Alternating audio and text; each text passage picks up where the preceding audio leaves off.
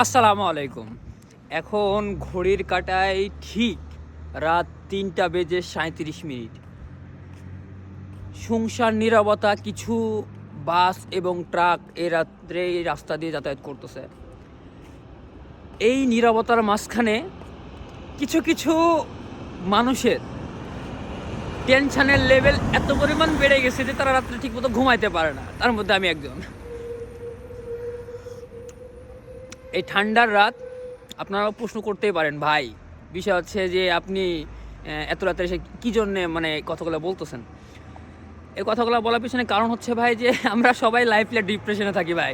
হ্যাঁ, ব্যতিক্রম আমিও না। আমিও লাইফে ডিপ্রেশনে থাকি। সো চিন্তা করতে করতে কখন জানি ৩টা ৩৬ পেয়ে গেছে। এই সময় এসে বিনোদপুরে একটা মামার দোকানে চা পাইলাম। তো এই ঠান্ডার মধ্যে চা খাচ্ছি আর আপনাদের সাথে গল্প করছি। তো বিষয়টা হচ্ছে এরকম যে লাইফের মতো যাবে আর আমাদের কাজ আমাদেরকে করে দিতে হবে। আর এভাবে মাঝে মধ্যে কোনো জিনিস স্মৃতির পাতায় রেখে দিতে হবে। যেমন এই ভিডিওটা আমি স্মৃতির পাতায় রেখে দিলাম, কারণ আজকে আমার মাথা থেকে এমন একটা আইডিয়া বাড়াইছে, ইনশাল্লাহ কোনো না কোনো দিন সেটা বাস্তবায়ন হবে।